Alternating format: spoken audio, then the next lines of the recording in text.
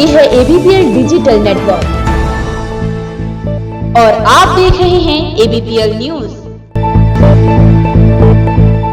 नमस्कार, मैं हर्षिता और आप देख रहे हैं ABPL न्यूज।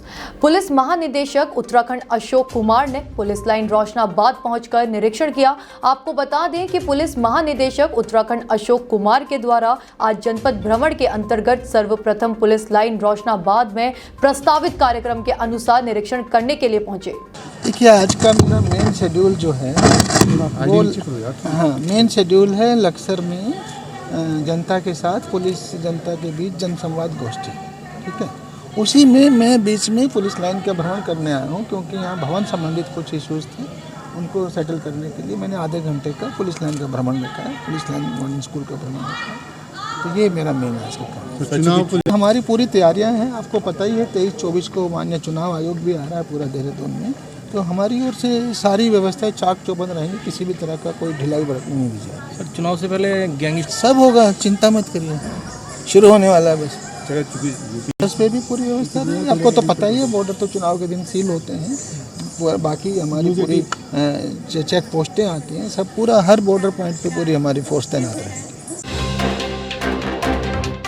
भाजपा नेता और सामाजिक कार्यकर्ता महेंद्र सिंह अधिकारी द्वारा निशुल्क स्वास्थ्य शिविर का आयोजन किया गया। शिविर में 2756 रोगियों ने रजिस्ट्रेशन करवाया। चिकित्सकों के विशेष टीम द्वारा रोगियों का परीक्षण किया गया तथा निशुल्क दवा वितरित की गई।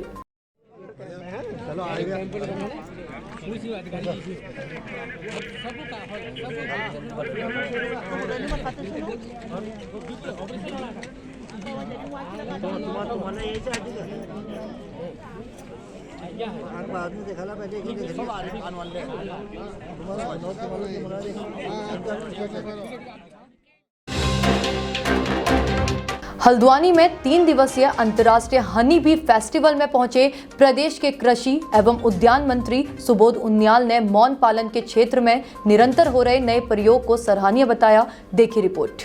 पालन के लिए कुल मिलाकर के सरकार की जो मंशा है वो मंशा है किसानों की आय को दुगना करना। आदरणीय प्रधानमंत्री जी की एक परिकल्पना है कि किसानों की आय दुगनी करनी, और हमें मुझे इस बात की बेहद खुशी है कि हम तकरीबन अपने टारगेट के नज़दीक पहुंच गए हैं और उसी दिशा में आगे बढ़ रहे हैं कि किस तरह किसान को खेती के साथ साथ और अतिरिक्त सुविधाएं एलाइड सेक्टर की दें ताकि किसान की आय बढ़े और वो उसकी आर्थिकी मजबूत हो। तो उसी की दृष्टि से अभी हम लोगों ने इंटरनेशनल एप्पल फेस्टिवल किया, उसके बाद हम लोगों ने हरिद्वार में इंटरनेशनल मशरूम फेस्टिवल किया, उसके बाद हम लोगों ने टिहरी गढ़वाल में इंटरनेशनल स्पाइसेस और वेजिटेबल फेस्टिवल किया, और उसी कड़ी में ये international honey bee festival Haldwani में है, और इसके बाद इंटरनेशनल हमारा मिलेट्स फेस्टिवल ये पौड़ी जनपद में होना है। तो पहाड़ में ये कुल मिलाकर मजबूत माध्यम हो सकता है पहाड़ी क्षेत्रों में। मैंने आपसे कहा ना, पहाड़ ये नौजवानों को, क्योंकि हमारे यहाँ लैंड होल्डिंग बहुत कम है, लगातार पीढ़ी दर पीढ़ी ज़मीन के बंटवारे के बाद ज़मीन जो साइज ज़मीन का है वो लगातार कम हो रहा है, और स्मॉल और मार्जिनल फार्मर 92% हमारे राज्य में है। तो इन लोगों को कृषि के साथ साथ एलाइड सेक्टर मसलन मौन पालन, गाय पालन, डेयरी के माध्यम से, मशरूम खेती के माध्यम से किस तरह से, और इसके साथ साथ जिस तरह हम लोगों ने पॉली हाउसेज में 90% सब्सिडी में हमने पॉली हाउसेज उपलब्ध कराए, जो हमारी हाई डेंसिटी प्लांटिंग मटेरियल है वो हम 75% पे इनको उपलब्ध करा रहे हैं ताकि ज़्यादा से ज़्यादा उनकी अदर सोर्सेज से इनकम बढ़े, और हमारा नौजवान जो है वो एग्रीकल्चर सेक्टर में आकर के एक एंटरप्रेन्योर के रूप में स्थापित हो। उसी उद्देश्य से हम 1591 प्रोसेसिंग यूनिट भी लगा रहे हैं। आदरणीय प्रधानमंत्री जी की PMFE में जो 1 डिस्ट्रिक्ट 1 प्रोडक्ट एक उनकी बहुत बड़ी महत्वाकांक्षी योजना है, जिसमें 35% सब्सिडी भारत सरकार दे रही है, और हमारा उसी में 25% सब्सिडी का हमारा भी अभी काम चल रहा है कि 60% सब्सिडी देके हम यहाँ के नौजवान को हमारे एग्रीकल्चर जितने प्रोड्यूस हैं, एग्रीकल्चर हॉर्टिकल्चर प्रोड्यूस, उनमें वैल्यू एडिशन करने के लिए प्रोसेसिंग यूनिट लगवा करके उनके एंटरप्रेन्योर के रूप में स्थापित करें। 4 कंपनियों से MOU? जी हाँ, निश्चित रूप से, जिसमें 4 कंपनी से हमारा हॉर्टिकल्चर मार्केटिंग बोर्ड MOU भी कर रहा है, ताकि हॉर्टिकल्चर मार्केटिंग बोर्ड के माध्यम से भी हम चाहते हैं कि किसान को बैकवर्ड फॉरवर्ड लिंकेज जो उसका सबसे बड़ी आवश्यकता है, क्योंकि सबसे बड़ी जो समस्या थी वो है बिचौलिया। जिस तरह बिचौलिया किसान का शोषण कर रहा है, बिचौलियों को बीच से हटाने के लिए हम लोग हॉर्टिकल्चर मार्केटिंग बोर्ड को भी स्ट्रेंथन कर रहे हैं।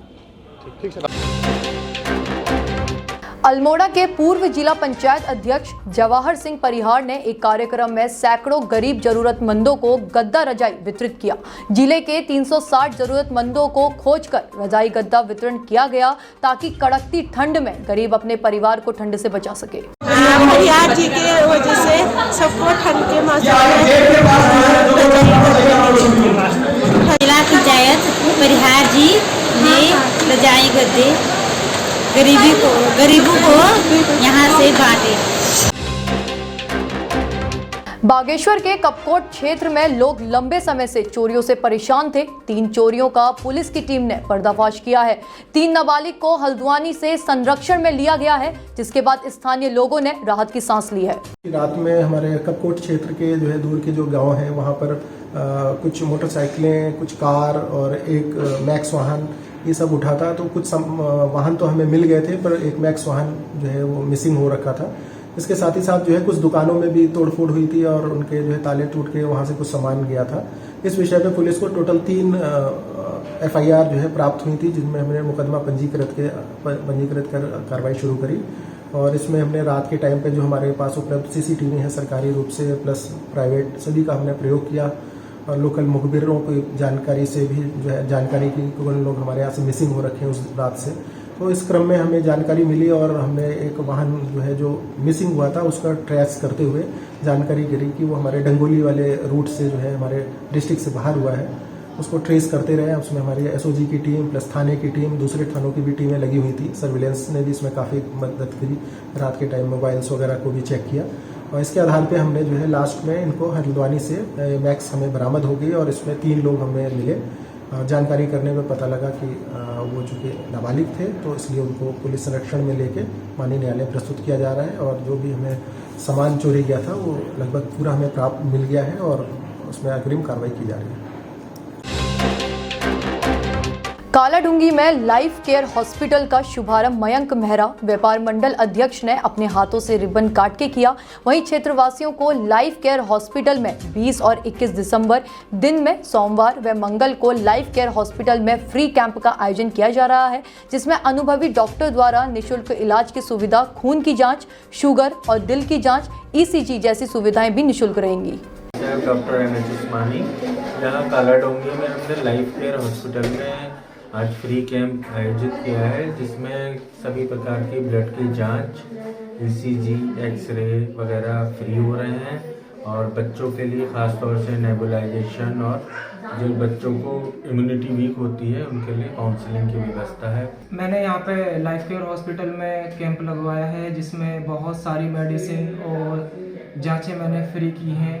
और मैं ये चाहता हूँ कि यहाँ पे कालाडूंगी की आवाम को बहुत सारी फैसिलिटीज़ अवेलेबल कराई जाएं, क्योंकि यहाँ पर हॉस्पिटल की इतनी फैसिलिटीज़ नहीं थी जो मैं यहाँ पे प्रोवाइड कराना चाहता हूँ। और मैंने यहाँ पे NICU, ICU और मेडिकल में बहुत सारी मेडिसिन का फ्री कैंप लगाया है।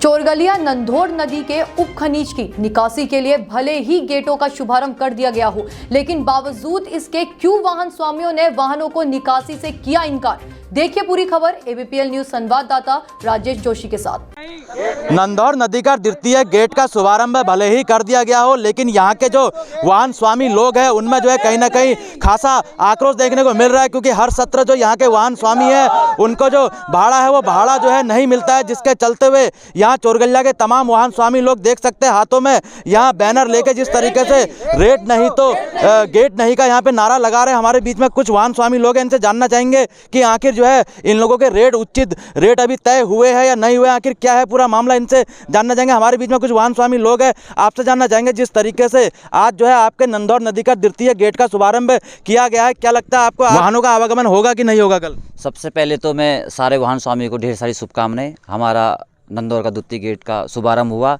और माननीय श्री नवीन चंद दुमका जी का ढेर सारा आभार और चारों ग्राम प्रधान की उपस्थिति में ये गेट का शुभारंभ हुआ। जैसे कि हमारी पिछले साल से ही पीड़ा है वाहन स्वामियों की, वो है रेट के प्रति। देखिए अभी हल्द्वानी नदी का रेट सुनाई में दे आ रहा है कि 25 रुपया, तो हमारी चोरगलिया की क्या स्थिति रहेगी। हमारे वाहन स्वामियों का कहना है रेट नहीं तो गेट नहीं। इनका कहने का तात्पर्य है कि कितना शोषण होगा हमारा, किस तरीके से होगा। देख रहे हैं आप क्या रेट खोला गया है हमारे वाहन स्वामी के द्वारा। हमारे बीच में यहाँ पे क्षेत्र पंचायत सदस्य भी ग्राम सभा आमखेड़ा में, इनसे जानना चाहेंगे, आपसे जानना चाहेंगे जिस तरीके से आप लोगों ने आज ये हाथों में ये बैनर लिया हुआ है, क्या लगता है आपको कि जब तक आपके वाहन स्वामियों का और क्रेशर स्वामियों का आपस में उचित रेट तय नहीं होगा तब तक वाहनों का आवागमन होगा या नहीं होगा? सबसे पहले तो आज सभी वाहन स्वामियों को हार्दिक शुभकामनाएं कि उनका पहले गेट का ओपनिंग हो चुकी है, तो इसी के साथ अगले हफ्ते में सारे गेटों की ओपनिंग हो जाएगी। और इसी के साथ हम मीडिया कर्मियों को भी धन्यवाद देते हैं कि मीडिया कर्मी लगातार हम लोगों के शोषण हो रहा है, जो हमारे बिल्कुल आवाज़ को लगातार उठाते रहते हैं, और जब तक कि रेट नहीं होगा तब तक गेट नहीं खुलेंगे, ये सभी वाहन स्वामियों का कहना है। और लगातार हम लोगों का हमेशा शोषण होते रहा है। जिस प्रकार से गौला के रेट खुलेंगे उसी प्रकार से ये नंदौर नदी के भी रेट खोले जाएं, तभी ये नंदौर नदी की ओपनिंग हो। बिल्कुल देख सकते हैं जिस तरीके से यहाँ पे तमाम जितने भी चोरगलिया क्षेत्र के वाहन स्वामी लोग हैं, उनका सीधे तौर पे कहना है कि हर सत्र जो है वाहन स्वामियों का यहाँ पे उत्पीड़न किया जाता है क्रेशर स्वामियों द्वारा, और इन लोगों को उचित भाड़ा नहीं मिलने के कारण जो है इन लोगों ने इस सत्र 2021-22 में सीधे तौर पे बता दिया कि जब तक क्रेशर स्वामियों से रेट तय नहीं किए जाते तब तक ये लोगों का वाहनों का आवागमन इस गेट से नहीं होगा। और लगातार जिस तरीके से गौला में भी जो है गौला संघर्ष समिति के लोग जो है बैठे हुए हैं धरने पर, क्योंकि जब तक जो है क्रेशर स्वामियों द्वारा इनके रेट जो है तय नहीं किए जाते तब तक यहाँ तमाम वाहनों का जो आवागमन है वो आवागमन जो है पूरी तरीके से प्रतिबंधित रहेगा। राकेश जोशी, ABPL न्यूज़ के साथ, चोरगलिया। बाजपुर के चीनी मिल गेट पर भूख हड़ताल कर रहे चीनी मिल के मृतक आश्रितों का आंदोलन छठे दिन भी जारी रहा, जहां बीते दिन तबियत खराब होने के चलते प्रशासन द्वारा जबरन स्वास्थ्य केंद्र में भर्ती कराए गए 4 मृतक आश्रित स्वस्थ होकर पुनः भूख हड़ताल कर रहे हैं। हमारी मांगे पूरी करो, जो चाहे मजबूरी हो, हमारी मांगे पूरी हो, जो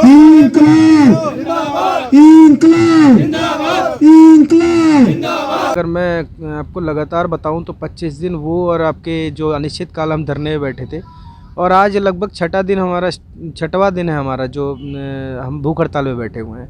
और लगभग आना जाए तो लगभग हम 130 घंटे हो चुके हैं हमें भूखे प्यासे बैठे हुए, मगर अभी भी शासन की तरफ से कोई भी बंदा कोई भी प्रतिनिधित्व जो ऐसा हो जो हमसे ठोस बात कर सके अभी तक नहीं आया। हम लगातार अपनी नियुक्ति की मांग कर रहे हैं, मगर शासन प्रशासन की तरफ से जो आपके स्थानीय जो शासन प्रशासन जैसे पुलिस वगैरह हो गई, ये लोग ज़रूर आ रहे हैं, मगर हमारे पास अभी तक कोई भी ठोस वार्ता करने के लिए कोई भी प्रतिनिधिमंडल सरकार की तरफ से कोई भी नहीं आया जो हमें ठोस बात कर सके, हमें नियुक्ति के लिए बता सके कि हमारी नियुक्ति कब तक होगी। जैसे कि मैं आपको बता दूं कि इतने घंटे में तो एक इंसान रह नहीं सकता, मगर फिर भी हम लोग अपनी लड़ाई के लिए लगातार लड़ भी रहे हैं, और हमें लगता है कि हम जीत भी सकेंगे और जीतेंगे भी। हम लड़ इसीलिए रहे हैं कि हम जीतें। और लगभग मैं आपको बता दूं कि हमारे 6 साथियों में से कल 4 की तबीयत बहुत ज़्यादा ख़राब हो गई थी, और जिसके वजह से शासन प्रशासन को हाथ पैर फूलने के कारण आनन फानन में उन्होंने हमें जबरन यहाँ से उठा के CSC में भर्ती कराया। हमारे कोई भी साथी जाने को राज़ी नहीं था, वो सब यही थे कि हमारी जितनी भी अगर तबीयत भी ख़राब है तो हम लड़ेंगे। हमें CSC में भर्ती कराया गया, 6 में से 4 साथियों को हमारे CSC में भर्ती करा के। मगर एक अच्छी खबर है कि हमारे CSC से जितने भी योद्धा हमारे लड़के यहाँ से वहाँ गए थे CSC में भर्ती होने, सभी वापसी कर चुके हैं और मैदान में आ चुके हैं दोबारा से लड़ने के लिए। और सरकार से लगातार हम अपनी मांगों के लिए लगातार लड़ रहे हैं, और मैं ये प्रार्थना करना चाहता हूँ कि भगवान हमारा साथ दे और हम इसी तरह लड़ते रहें, और हमारी नियुक्ति की जो मांग है उसे हमें जल्द से जल्द दिया जाए। मैं तो एक सवाल जो हमारे यहाँ के स्थानीय कैबिनेट मंत्री हैं अरविंद पांडे जी, उनसे ही करना चाहूँगा, क्योंकि वो खुद इस शुगर फैक्ट्री में उनका बचपन बीता है, उनका राजनीतिक सफ़र इसी शुगर फैक्ट्री से चालू हुआ है, और उसी शुगर फैक्ट्री के अंदर आज हमारे मृतक आश्रित जो आंदोलन चल रहा है उसमें हमारे जो साथी हैं, हमारे तो छोटे भाई जो हैं, वो आज 6 दिनों से भूख हड़ताल पे बैठे हुए हैं। क्या बात मंत्री जी के पास अब तक यहाँ के इनकी बात सुनने का भी समय नहीं है और इनकी समस्या का समाधान कराने का भी प्रयास नहीं किया जा रहा। तो मैं अरविंद पांडे जी से इतना पूछना चाहूँगा कि इंसानियत के नाते और एक अपनत्व के नाते, उनका बचपन यहाँ बीता है, उनका क्षेत्र यहाँ रहा है, उन्हें यहाँ पे आके इनकी समस्याओं को सुनना चाहिए और भरपूर प्रयास करना चाहिए कि इनका समस्याओं का समाधान हो जाए, क्योंकि 6 दिन भूख हड़ताल लगातार छोटी बात नहीं है, बहुत बड़ी बात है। मैं आज कांग्रेस पार्टी की तरफ से अपने भाइयों को यहाँ समर्थन देने के लिए आया हूँ, और मीडिया के माध्यम से एक अनुरोध करूँगा उत्तराखंड सरकार से, मुख्यमंत्री पुष्कर सिंह धामी से, वो भी इसी ज़िले के हैं, कि देवभूमि को कलंकित करने का काम ना करें।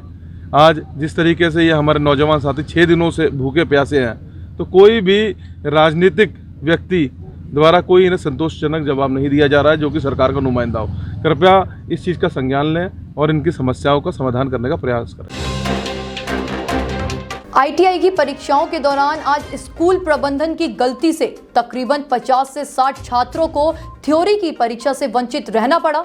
देखिए पूरा मामला ये सर कि हम आए यहाँ क्या नाम नॉर्थ इंडिया कॉलेज में, हमारा आईटीआई का आज एग्ज़ाम था। यहाँ से 9 बजे एग्ज़ाम था, तो इन्होंने एंट्री बंद कर दी 8:30 बजे ही। वो करनी थी 8:45 पे बंद एंट्री, और इन्होंने 8:30 बजे बंद कर दी। यहाँ पर काफ़ी लड़के थे बाहर गेट के, तो वो बोले कि अंदर ले लो। ये अंदर नहीं ले रहे थे लड़कों को, तो इन्होंने लड़कों ने अंदर घुस के। हमारा कितना नुकसान हुआ है सर? नुकसान 2 साल का नुकसान होगा। ढाई साल हो गए हमें आईटीआई करते करते, अब तक कोरोना की वजह से रुके रहे। अभी ये एग्ज़ाम छूट गया, अब इसकी वजह से रुके रहेंगे। एक साल एग्जाम था आईटीआई का, थोरी का फीटर वालों का। सर मेरा नाम इनाम अहमद है, मैं सुभारती आईटीआई पिरान कलियर से हूँ, और मेरा सेंटर थ्योरी प्रैक्टिकल थ्योरी का यहाँ पे लगा था नॉर्थन कॉलेज में, जिससे कि एंट्री गेट 8:30 बजे बंद कर दिया गया। और हम जितने भी स्टूडेंट हैं हम सब बाहर खड़े रहे। हमने बहुत देर तक कहा कि गेट खोल दो, किसी ने गेट नहीं खोला, समझ गया नहीं। और फिर अगर हमने गेट खोल भी दिया, ऊपर को जाके दीवार कूद के हमने गेट खोला, और फिर गेट खोलने के बाद हमारा जो स्टाफ है यहाँ का रहने वाला जो स्टाफ था, किसी ने कोई रास्ता नहीं दे रहा। कोई भी कभी 15 मिनट के लिए ऊपर जाओ, 15 मिनट सर्वे डाउन है, 5 मिनट के लिए नीचे आ जाओ, बाहर रहो। और फिर एक टीचर ने हमें क्या कहा कि लड़के बुला लेंगे हम गाँव से, अगर तुमने हमें नहीं दिलवाना तुम्हारा पेपर, वरना हम यहाँ से लड़के बुला लेंगे। हमारे साथ ये अत्याचार करा, और कभी ऊपर कभी नीचे, हमारा ये टाइम वेस्ट कर दिया। और उसके बाद फिर ये कहता है कि सीबीटी परीक्षा नहीं होने की तुम्हारी थ्योरी की।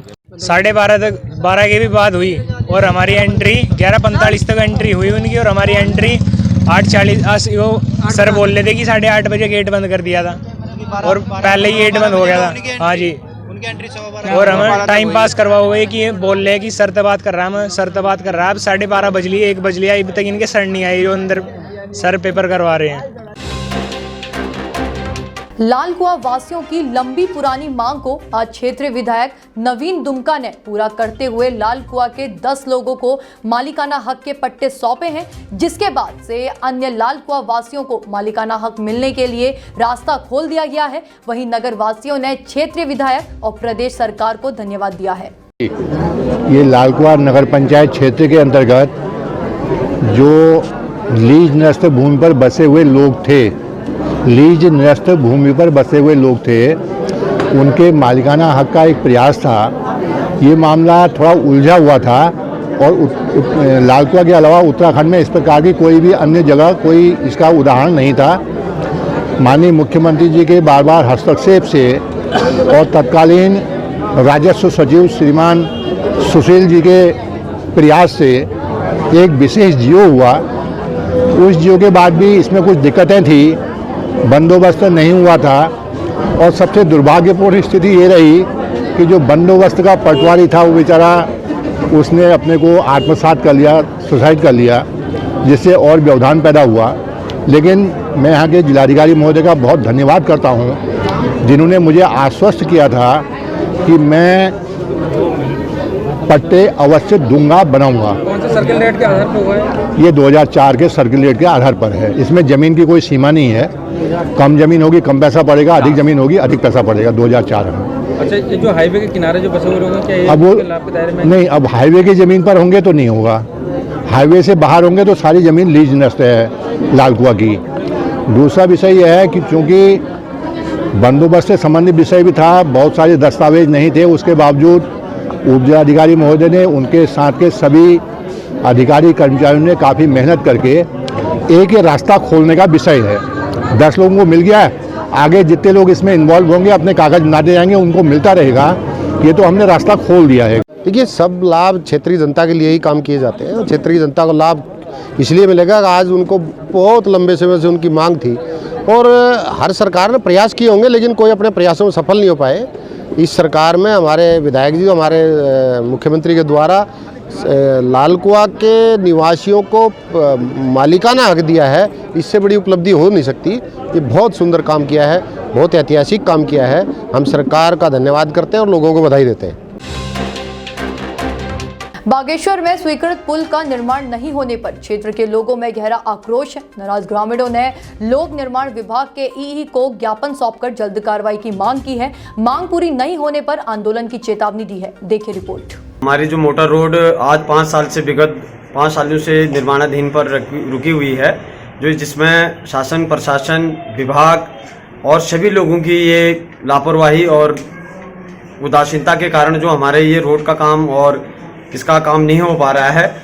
और हमारी जो मुख्य समस्या है, किलोमीटर 1 में जो हमारी मोटर पुल अभी स्वीकृत है और उसके टेंडर भी लग चुके हैं एक बार विभाग को, और विभाग द्वारा अब ये कहा जा रहा है कि भाई इस मोटर पुल में जो एस्टिमेट का अभी आपका पैसा था वो पैसा बढ़ के आया हुआ है और ये टेंडर कैंसिल करके दोबारा टेंडर लगाए जाएंगे, जिसमें दोबारा टेंडर लगते लगते कि हमारा मानना है कि रोड खुदते खुदते तो 5 साल हो गए, अभी दोबारा टेंडर लगते लगते 2-2.5।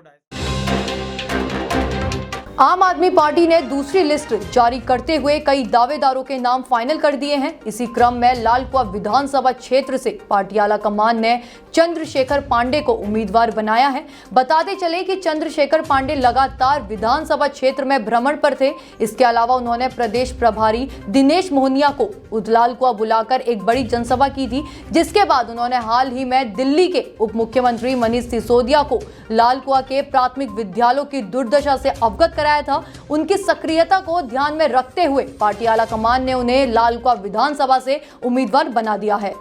हमारे माननीय संजय महोदय के द्वारा 4 गारंटी अभी तक जारी की गई है। उन्हीं मुद्दों पर, उसी विजन पर, उसको हम जनता पर ले जा रहे हैं। उसके हिसाब से जनता का हमारे को अपार समर्थन मिल रहा है और आगे की उनको हम सार्थक बनाने के लिए प्रयास कर रहे हैं और उन्हीं मुद्दों को लेकर हम जनता के बीच में जाकर सबको समझा भी रहे हैं और वो मुद्दे हमारी पार्टी आने पर तुरंत ही उसी दिन से, उसी महीने से शुरू हो जाएंगे। देखिए, ये दोनों पार्टी के पास कोई विजन नहीं है। बिना विजन के, बिना नियम के, बिना कानून के कोई चीज नहीं चलता है। कोई भी देश हो उसका एक विजन होना चाहिए, एक उद्देश्य होना चाहिए। बिना उद्देश्य के कोई काम नहीं होता है। छोटे से काम के लिए भी हमको कई तैयारी करनी पड़ती है, उसके लिए भी हमको अपना विजन तैयार करना पड़ता है। ये हमारी पार्टी के पास एक विजन है, विजन के हिसाब से हम चल रहे हैं। दिल्ली मॉडल को लेते हुए उत्तराखंड में भी हम उतरे हैं और जनता का अपार वो हमको समर्थन मिल रहा है। और जहाँ से राजस्व भूमि की आपकी कहना है, राजस्व भूमि के बारे में भी हमारे उच्च स्तर पर जो है इस पर गहन विचार विमर्श किया जा रहा है। उसका जो भी निर्णय होगा, जो भी निष्कर्ष होगा, आने वाले समय में मांग पत्र में आपको दिखाई देगा। और स्टेडियम जहाँ की बात है, यहाँ पर बच्चों के लिए कोई खेलने के लिए स्टेडियम नहीं है और आम आदमी पार्टी आएगी तो जगह जगह पर बच्चों के खेलने के लिए स्टेडियम की हम कोशिश करेंगे और बनाएंगे, क्योंकि उत्तराखंड एक ऐसा प्रदेश है जहाँ पर युवाओं से भरा हुआ है और यहाँ के लोगों में साहस है, ईमानदारी है। यहाँ की जवानी, यहाँ का पानी और बर्बाद जा रहा है, उसको यूज करेंगे। हमारे शहीदों ने जिस लिए सजा दी उनके अनुसार भी हम काम करेंगे, जिससे उनकी वो जो बात है वो साकार हो और इसके लिए हम प्रयास करेंगे। और निश्चित तौर पर हमारी पार्टी आने पर उत्तराखंड का उद्धार होगा और ये देश में एक अग्रणी प्रदेश के रूप में उतरेगा, ये मैं आपको विश्वास दिलाता हूं।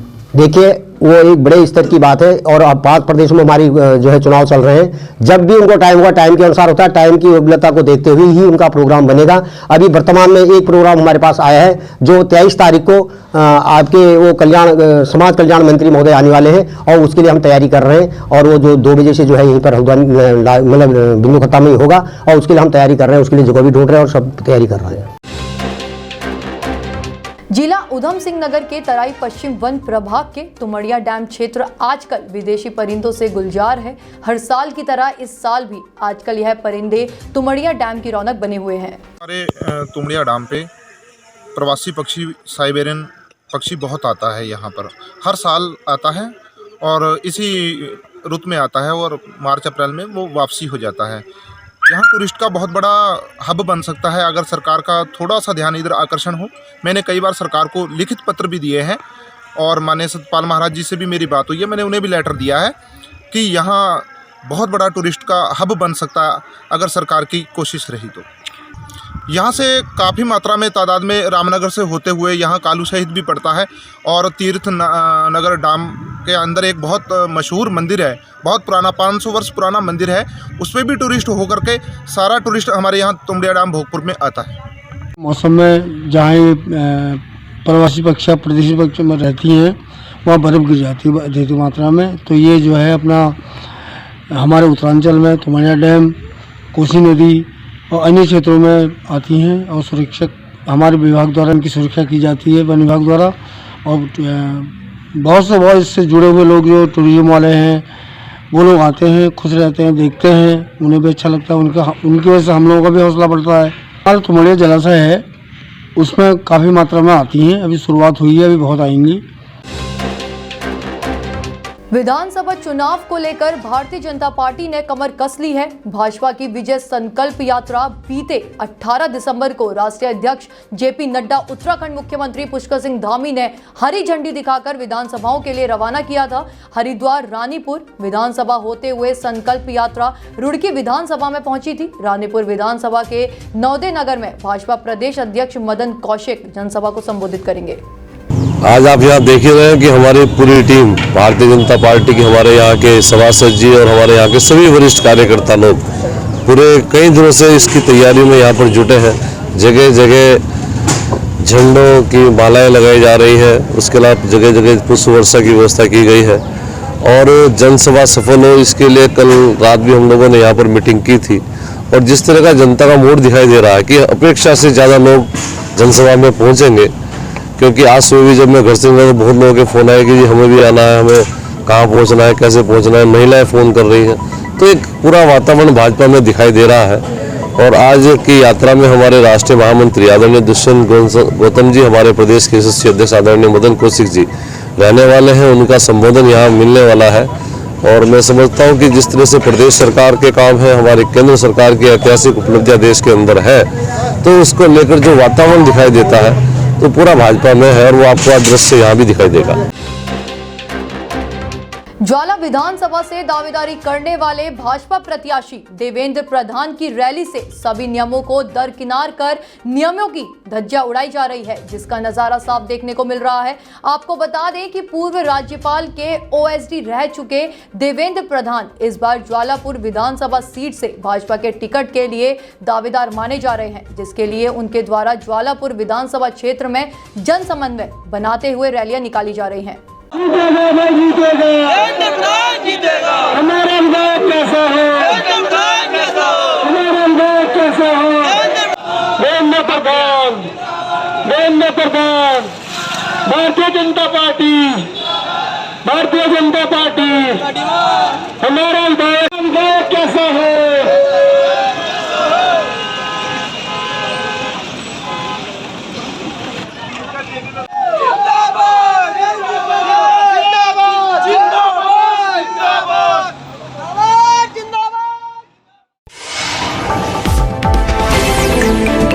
ये है ABPL डिजिटल नेटवर्क